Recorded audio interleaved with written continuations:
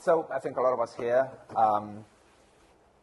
have similar background. So we, maybe not all of us, but most of us come from the left, but now feel completely estranged from the contemporary left, the mainstream left. And in fact, many of us have been actually exiled by our former leftist friends. So when talking about the demise, as Paul put it down in the program, but I would actually say the death of the left, if by the left we mean a project of socialist emancipation aimed at improving the conditions of working people, then the question really becomes, how far back do we have to track the beginning of this crisis? Because it's one that's been going for a very long time. It's not a recent problem. So, for example, in our 2017 book, Reclaiming the State, Bill Mitchell, who's an Australian economist, and I, we traced the crisis of the left at least back to the 70s, even though I think it goes even further back than that, but at least back to the 70s, to the mid-70s, to the crisis of the sort of Keynesian post-war regime, because that was the time when it became apparent that capitalism had not been tamed once and for all in the post-war period, as a lot of people on the left believed at the time, and this was one of the sort of delusions of the post-war socialist or social democratic or labor left, however you want to call it, and that was that the developed world had entered or was on the path to entering a sort of post-capitalist phase characterized by a structural shift in the balance of power from capital to labor and from markets to the state, but that was, of course, not the case. The Keynesian post-war regime was a specific regime of capitalist accumulation, and that was a product of numerous factors, of course, and that included, obviously, the strength of the organized working classes, but this was much more a result of the objective results, the objective consequences of the Fordist mode of production than of the left itself. In fact, the left benefited from this shift in the balance of class power that was created or determined by the post-war mode of production much more than it was responsible for it, even though it was, it convinced itself that it was its own merit. And of course, the left's rude awakening came in the mid-70s when the Keynesian regime entered a crisis that caused the capitalist elites to turn against that regime. And that was a crisis that was economic, of course, falling profit rates, etc. But it was also, and I would say especially, a political crisis. And the fact was that from an elite perspective, the working classes had become too strong, too politicized. Again, not necessarily thanks to the left, but thanks to the objective reality brought into existence by the existing mode of production and the Keynesian kind of regime of accumulation. And the response was, of course, what we now call the neoliberal counter-revolution, and that was something that caught the left completely off guard because most people on the left had accepted that the post-war regime was a natural fact of life rather than a specific regime, conditional upon the existence of certain factors. They had never really thought too deeply about possible alternatives. And so, what the truth is that what that crisis meant, what the collapse of the labor capital sort of class compromise of the post-war era meant, was that crisis could only be resolved in two ways. So in the interests of capital, and that was neoliberalism, or potentially in the interests of labor, but that would have meant pushing for a socialist solution or alternative. And of course, there were attempts at socialization in those years, even in the 70s, in Sweden and other countries. But generally, the Western left was really not ready to take on capital head-on. And on the one hand, unlike the left, the capitalist elites had a very clear plan. And that's why, ultimately, the left emerged completely defeated. And this defeat was not immediately apparent. So up until the 80s, of course, the left was still formally very strong across Europe. But the truth is that it had already lost, to the extent that the left had already back then began to internalize the ideological neoliberal counter-revolution.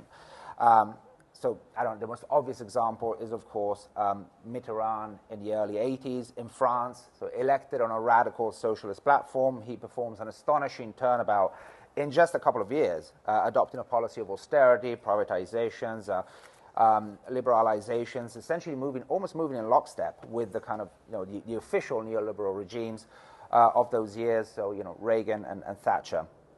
And I think Mitterrand's austerity turn is paradigmatic of two things. And one is that, the Western socialist left was never had any intention of mounting a serious fight. This was never a revolutionary left. So, this was in a way an inevitable consequence, I think, of what the left was.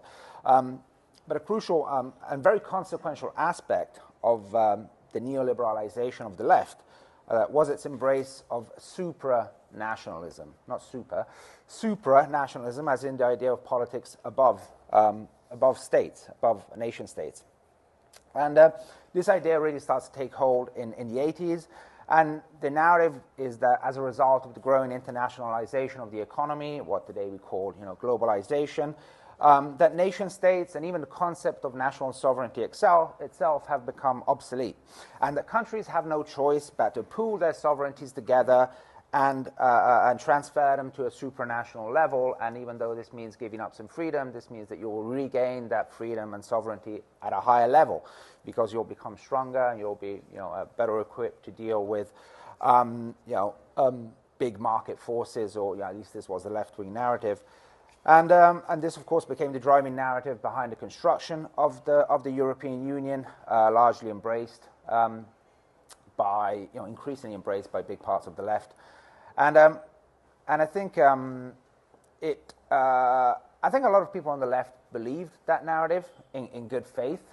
But I think a lot of the institutional left also embraced supranationalism, I think, as a convenient excuse for the left's inability or unwillingness to change things at the only level where political change can actually happen, and that is the national level, of course. That's the only level where democracy, I would argue, can only really take place. And so I think this embrace of supranationalism is really kind of the original sin of the left, because once you give up on the national level, which is the only level where democratic action is possible, in favor of the supranational level, which I would say is structurally a-democratic, if not explicitly anti-democratic, then you've really given up on politics. And this is why the left's embrace of the European Union has been so tragic for the for the destiny of the working classes, and then of course the material transformations in society did the rest, and these were the result, of course, of long-term structural changes in Western society, Western culture, and even the Western kind of capitalist mode of production. But it was also partly the result of deliberate policies which were aimed at destructuring organized labor and the attacks on unions and all the stuff that we saw from the 80s onwards. And so the combination of these structural and contingent and political factors have resulted effectively in the disappearance of mass politics in the West, and working class politics more specifically. And and of course the inevitable result of this is the disappearance of the socialist left, the death of the socialist left, and the transformation of the left into a vehicle of working class or even elite progressivism.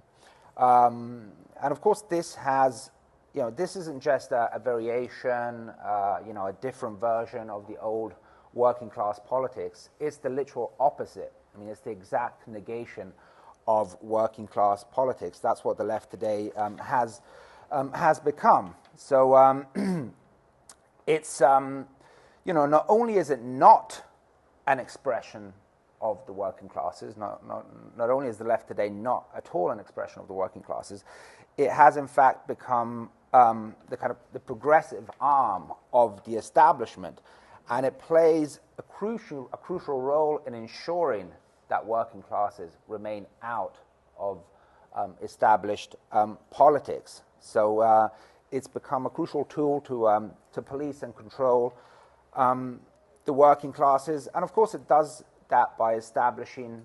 It's the left that establishes the boundaries of acceptable politics.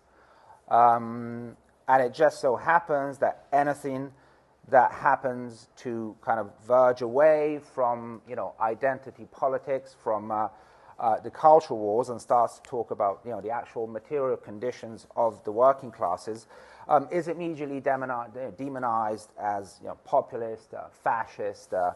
So the anti-fascist discourse of the contemporary left is a crucial tool in the hands of the establishment to police and control the working classes. So I would say that the left today is the greatest enemy of working class politics and of socialist politics more specifically. So, and to conclude, what to do?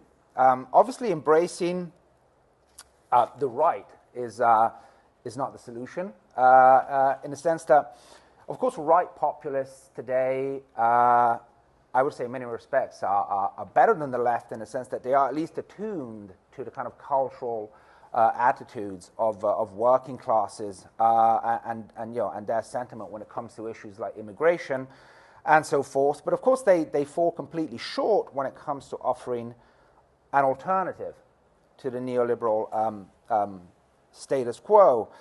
And but I think even more importantly, the problem is that the right, just like the left, describes itself in these terms. They describe themselves as being, on the right. And this is a crucial problem to the extent that I think the left-right dichotomy has really become one of the most effective tools today for dividing the working classes on the basis of these tribal affiliations which have no real meaning anymore. So, it's very easy, as long as you can sort of characterize any leader as being on the far right or on the far left, you've almost ensured automatically that a huge part of the population will not vote for that person, regardless of whether it would be in their interests or not to vote for them. So incredibly powerful tool, and that's why I think we really need, the big challenge that we face, I think, is trying to go beyond that kind of 20th century left-right dichotomy. I think this is absolutely crucial if we want to try to find a way out of the rut that we're in, and this means building a new political language, a new political lexicon. I think which we have to free ourselves of the phantoms of the 20th century, which continue to haunt our politics, and so I think what a socialist left would be today is a left that's substantively left in the way we understand that, and substantively socialist, but that does away with all the aesthetic and ideological baggage that comes with. So essentially, what we need, I would say, is a new politics for the 21st century. We haven't built that yet. We don't have a politics for the 21st century. We're still using 20th century, if not older, categories to try to maneuver a world that's completely different, that's completely changed, and and so my hope is that one day future historians will look back at this at the first Tolfa meeting as the occasion when the first bricks of this new 21st century politics were laid. Thank you very much. Okay.